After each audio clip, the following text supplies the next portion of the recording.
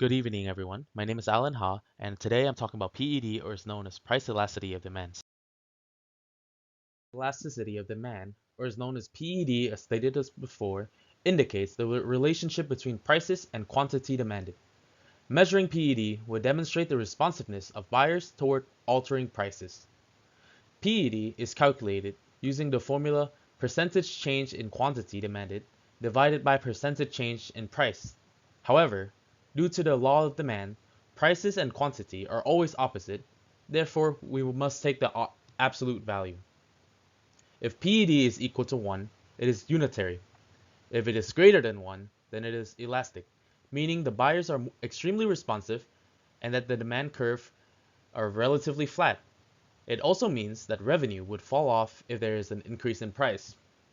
However, if it is less than 1, i.e. inelastic, the buyer aren't as responsive and the demands curve are steep, and therefore the revenue would continue to increase as prices increase. The product elasticity are as listed: competition, loyalty branding, non-essentials, research, and adjustment time. An example to debunk all of these factors are the Nike Air Force One.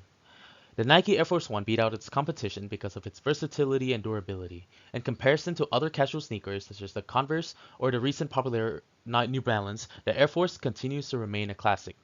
Furthermore, Nike, as the biggest footwear brand and industry leader, also have undoubtable brand recognition and loyalty toward its product. As far as fashion goes, a pair of Air Force One fit in almost every situation and can consider an essential. They look good fresh and dirty and fit in different styles and aesthetic. The shoes have various collabs with celebrities such as Billie Eilish, Drake, luxury brands such as Off-White, LVs, all containing different stories. Lastly, being released in the 90s allow it to settle within the last 40 years, making adjustment time irrelevant. The Nike Air Force One was released in the 90s for $60 and has steadily climbed to 100 USD. Without Nike specific numbers, I've decided to calculate by interpreting the graph for the Air Force One within the resale market in the past year. The demand barely fluctuate between 2% and still are selling out despite retail prices are raising from 90 US dollar to 100 or 120 to 135 Canadian. The PED calculation for the retail prices would be 2% change in demands divided by 12.5% change in price, which means PED is 0.16.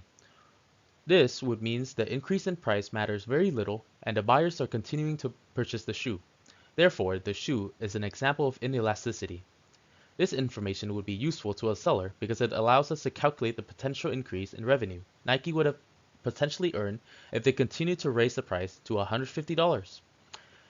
That would be another 11% increase in price. However, based on the StockX sales alone, there would still be significant demands. So the PED being at 0.16, plugging into the equation, the change in demands would be 1.76%.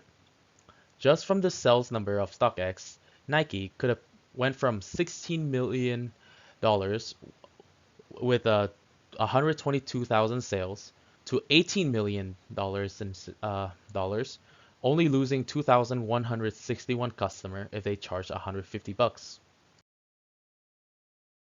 Here are my citation for the microeconomy textbook, the professor lecture notes, and the prices of the shoe.